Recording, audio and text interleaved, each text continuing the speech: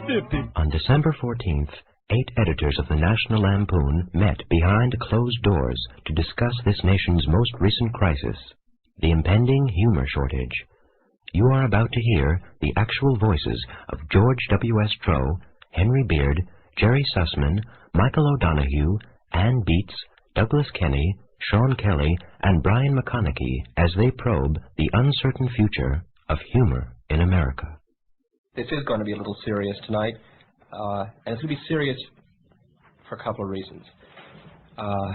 This is the first time any of us in this group have really come face to face with the humor shortage.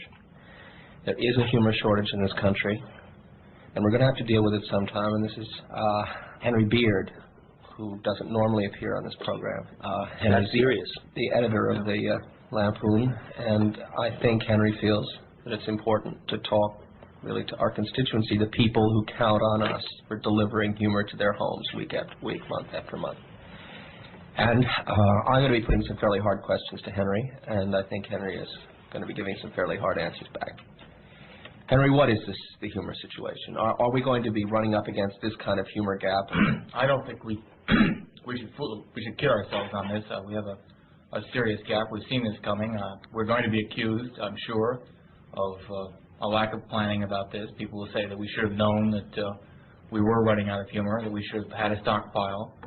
Frankly, it was not possible to plan ahead like this. The speed at which our human resources have been used has been incredible. Obviously, the people of this country have a voracious appetite for humor. We have a tradition in this country, the American sense of humor. People just don't want to cut down on it.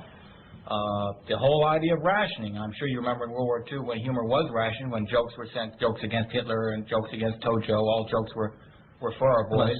There was a lot of annoyance, a lot of bad feeling, a lot of cheating. There was a black market in humor, the joke market. I'm sure you remember that. What are the figures, Henry? I've heard, the United States is what, an eighth of the world's population? How much of the world's humor do we consume? We consume 61% of the world's humor and produce somewhat less than 9%.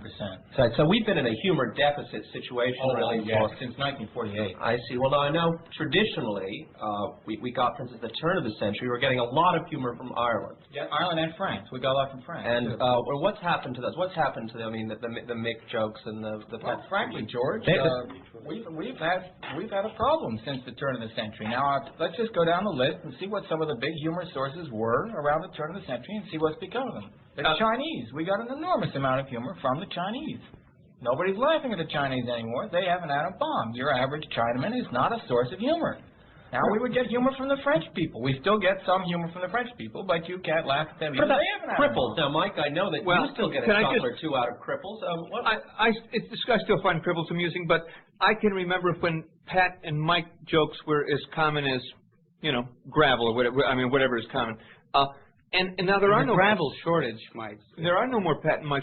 What has happened to them? And for their population, the Jews were a wonderful source of humor, even though they were not one of the world's largest ethnic groups. The quality of the humor was very high. Well, you people use up humor quite a bit, though, Jerry, too. Yeah, I think but that's no longer the case. That's no longer the case. Well, Jerry has a good point there, because our proven ethnic reserves in this country in the 30s were startling.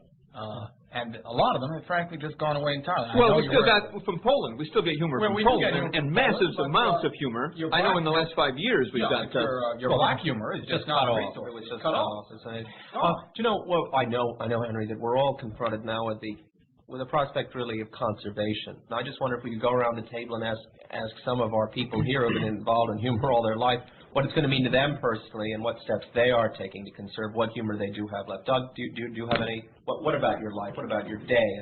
How much humor were you used to consuming, and what efforts are you making to sort of pull back? Well, I used to get off 4 or 5 Swifties a day usually.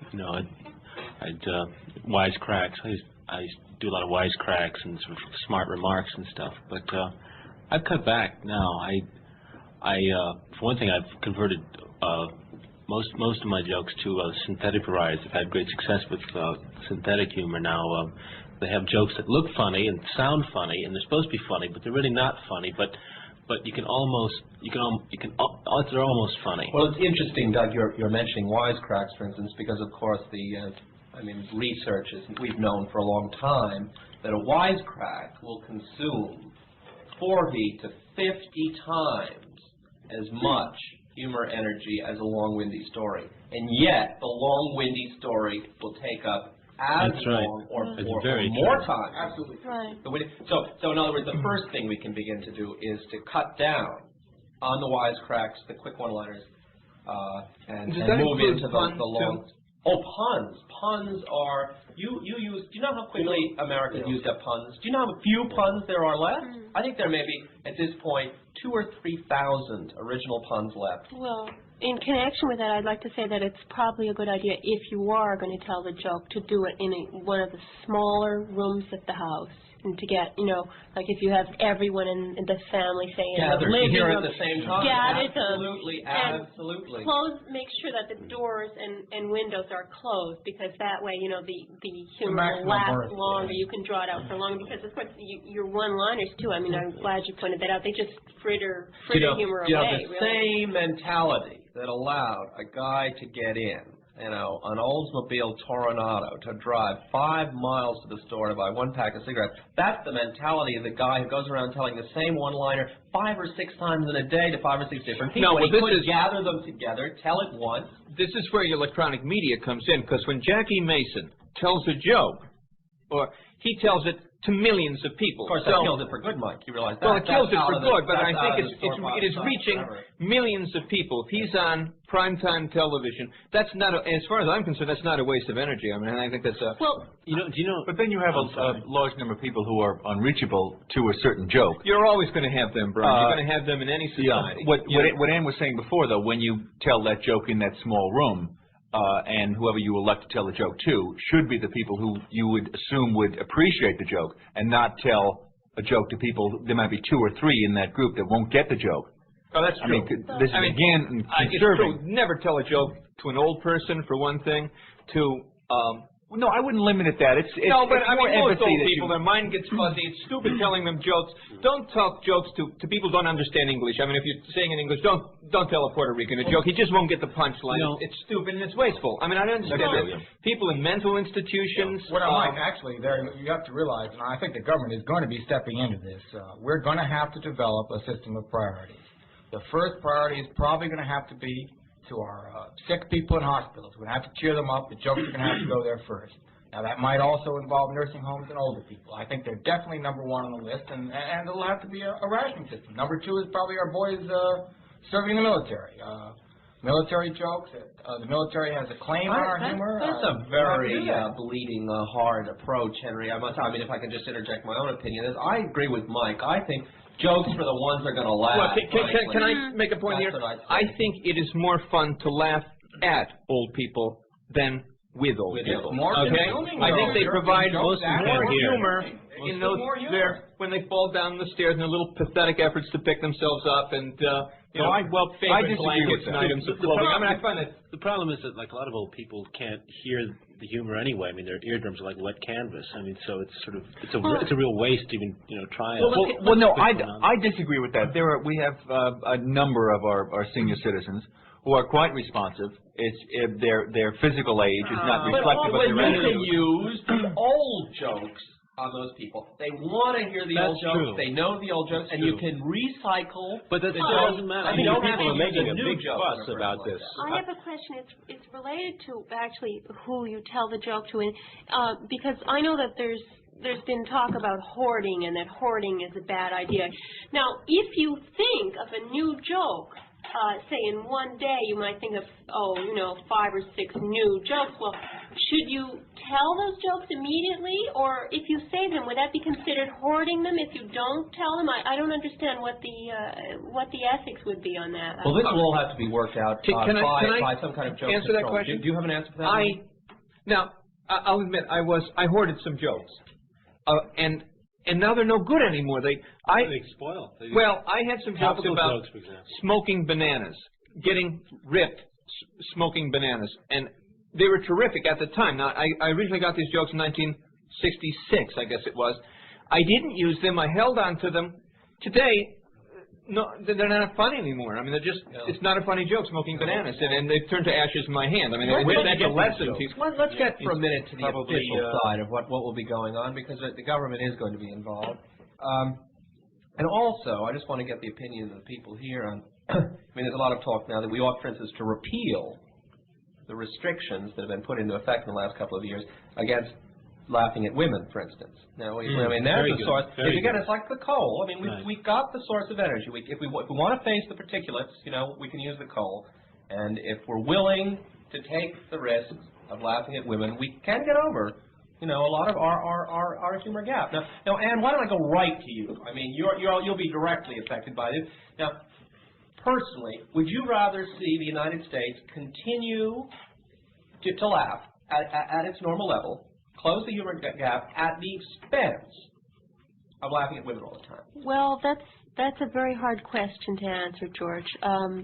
I don't know. I'd have to give that more thought. But I would hate to see us relax our standards, the standards that we fought so hard. Boob jokes. If we can have to achieve. There are some terrific thoughts. You know the one about the women when they make a turn in the car and they have their hand out and really it's to dry their fingernails. I'd hate to see a joke like that, pass from common usage. Women driver jokes. I mean, we've got incredible. No, I disagree with you because I think this is just the kind of thing we finally achieved a situation where some of those jokes are not in circulation anymore, not being used anymore, and we'll just be they're stockpiled. They're back. ready. We could have. Let me just put it this way. Let me ask Henry, instead of having this forum right now, which has involved practically no humor, we could have gone right into our files. Into our women joke files and pulled out a lot of, well, let's put it on the line, offensive jokes. Yes, and we could heat the city by burning garbage, too. But do you really think that's such a good idea? Let me put it to Henry. Where is the Lampoon going to stand in the future on this? Are we going to fall back on women jokes? Well, this is a serious question, George. That never left it, as far as I'm concerned. We have hundreds and hundreds and thousands of potential JTUs of humor. That's JTUs? Joke thermal units. On women alone, we could cut them in right now. We wouldn't have to suffer the selective laugh outs that we're going to be having. I don't know. This is a moral question, I suppose, and it's one that I think George is quite right. It's a direct analogy to the problem we're facing in the energy field, where we know that if we switch to some of these more smoky fuels, these things here, that people are going to be having difficulty breathing, and of course that would help us. If some of the older people died, we wouldn't have to waste jokes on them, but you can consider the problem is linked. I don't know, George. I think perhaps... What about alternate sources of humor? If we don't go to the women jokes, where are we going to go? That's the question. Now, this is where everybody's going to have to pitch in, and I'm not just talking now about the National Lampoon and people at the top here, people who are in the humor-producing field. I'm talking about the people around the country. They're going to have to get used to alternate sources of humor. Now, most people normally wouldn't have thought, let's say, that a wallet was funny. They're going to have to get used to the idea that wallets are funny. And every time we say wallet, they're going to have to laugh. Powdered eggs is another one. Powdered eggs, good example. Now, we could go back to some of these old tried and true things, like aardvark or no way, or sorry about that, Warthog, right? They don't have that kind of humor potential. They're just not there. We're going to have to start some new things. Wallet is an example. There are many others. Ashtray. Wax, if you're going to laugh at it, we'll get some humor. Wax water lilies. Yes, belly button. Example. Belly button. No, that's putting your old belly button is that's in the old ones. I don't think everybody's not really taking this quite as seriously as it should be taken. I beg your pardon. I was coming in today, I read in the Times that most people don't even know this, but the last known elephant joke, the last known elephant joke was told by Sally Peterson in Long Island, October 17th, I think it was 73, and it was the last one. After that, there aren't any more, and it gives you an example of what it was like, how it has petered out. It was, I think it was, I remember, it was, how can you tell if an elephant is dying? And the answer was, well, it rolls around and twitches and trumpets in pain, and blood runs out of its trunk, and the vultures come and pick out its eyes. We could have saved that one, Doug, but I think since you use it as an illumination. And that's the last one. Now, Doug, can I